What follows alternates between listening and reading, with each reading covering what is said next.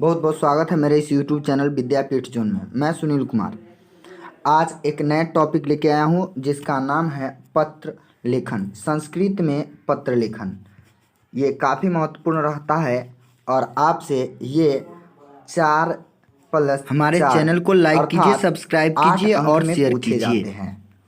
8 अंक में पूछे जाते हैं जिसमें से एक औपचारिक और एक अनौपचारिक पत्र होते हैं। अर्थात एक किसी अधिकारी पदाधिकारी या प्रधानाध्यापक इत्यादि के पास लिखे जाते हैं। एक ऐसा पत्र होता है जो अपने सगे संबंधी मित्र बंधु या माता पिता छोटे भाई बड़े भाई या बहन इत्यादि के पास लिखा जाता है। हालांकि सबसे ज़्यादा प्रचलित एक पत्र देखिए जो प्रधानाध्यापक के पास लिखा जाता है।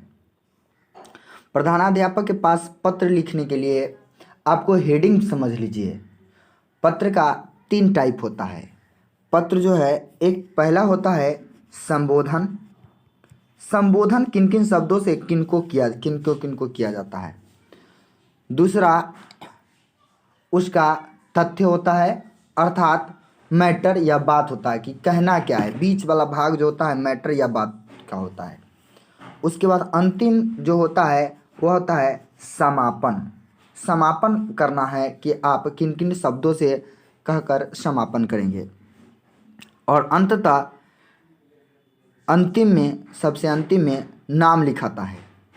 नाम के रूप में आप अगर प्रधानाध्यापक के पास लिख रहे हैं तो विशेष भाजक या आज्ञाकारी या प्रिय इस टाइप से लगा सकते हैं। अर्थात आइए मैं इस पत्र पर चर्चा करता हूँ। यह है पहले हेडिंग को देखते हैं। अपने मित्र के विवाह में सम्मिलित होने हेतु 2 दिनों की अवकाश के लिए प्रधानाध्यापक के पास एक आवेदन पत्र लिखे। ये अवकाश वाला है।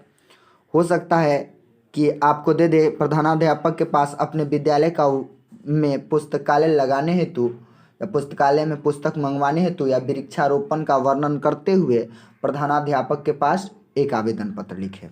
चलिए हम चर्चा करते हैं ज़रा सा इसमें हिंदी टाइप से समझने का। पहले हिंदी में अगर आपको पत्र लिखने आता है, जैसे यहाँ पर जो लिखा है सेवायाम, तो हिंदी में यहाँ पर लिखते हैं सेवा।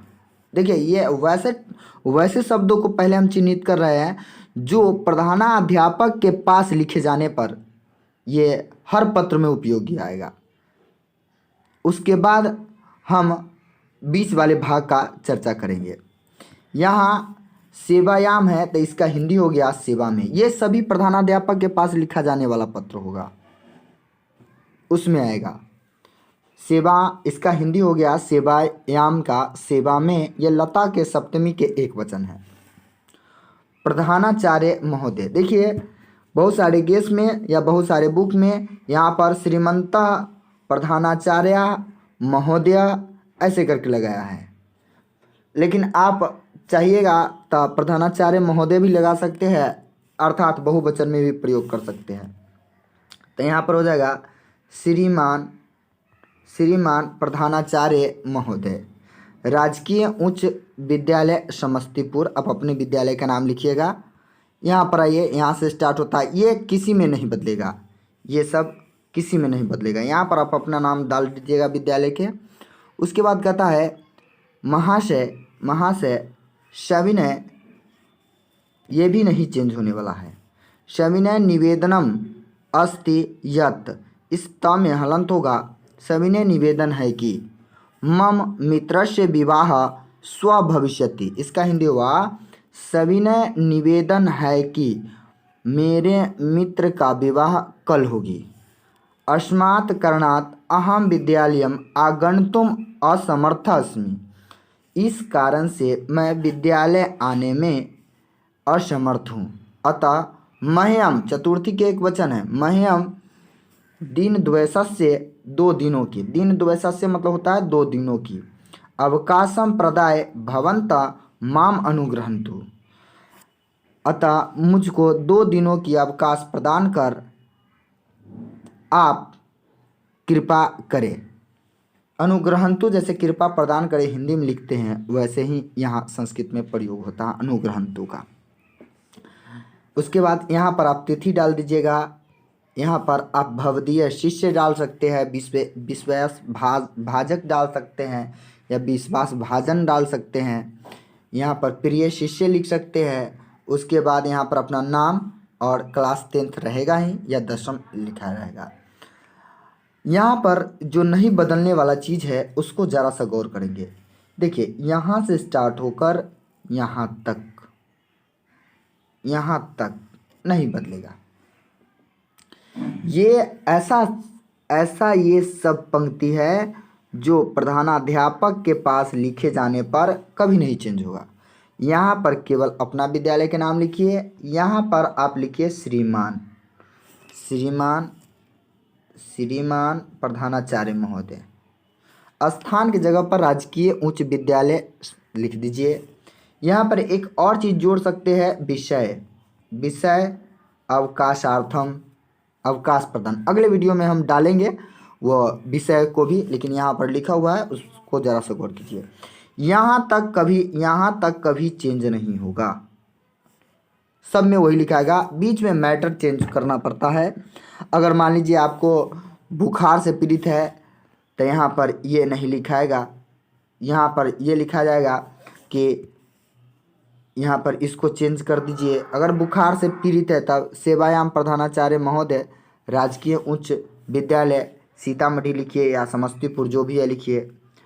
महाशय सविनय निवेदनम अस्ति, सविनय निवेदन है कि, यह तो मतलब कि होता है, यहाँ पर हलंत होगा ही कि मैं है तो हो जाएगा क्या अहम। बुखार के लिए लिखना है तब अहम, या अस्वस्थ है तब बुखारे के लिख दीजिए। मैं तीव्रम ज्वरेन मतलब होता है बुखार से। अहम तीव्रम ज्वरेन, मैं तीव्र बुखार से पीड़ित हूँ। अहम तीव्रम ज्वरेन पीड़िता अस्मि। इस लाइन को काट के केवल इतना ही डाल देना है, अहम तीव्रम ज्वरेन पीड़िता अस्मि, मैं तीव्र बुखार से पीड़ित हूँ। अस्मात् कारणात् अहम विद्यालयम आगन्तुं असमर्थः अस्मि, अतः मह्यम, एक दिन का है एक दिन के लिए दे दीजिए, 2 दिन का है 2 दिन का दे दीजिए। दिन द्वयस्य अवकाशम या एक दिवसस्य अवकाशम प्रदाय भवन्तः माम अनुग्रहन्तु। हो गया। बुखार के लिए भी, अस्वस्थ के लिए पूछे या बुखार के लिए पूछे, दोनों उसी में आ जाएगा। उसके बाद पुनः यहाँ पर भवदीय शिष्य या आप विश्वेश भाजन लिख सकते हैं या अन्यथा प्रिय शिष्य या प्रिय छात्र भी लिख सकते हैं। ये इस बार के लिए काफ़ी महत्वपूर्ण है। बहन के शादी हेतु ये पत्र लिखना जो है ये काफ़ी महत्वपूर्ण है। अगले वीडियो में चर्चा करेंगे ये कैसे लिखा जाता है। आप एक नज़र इस पर भी डाल लीजिए।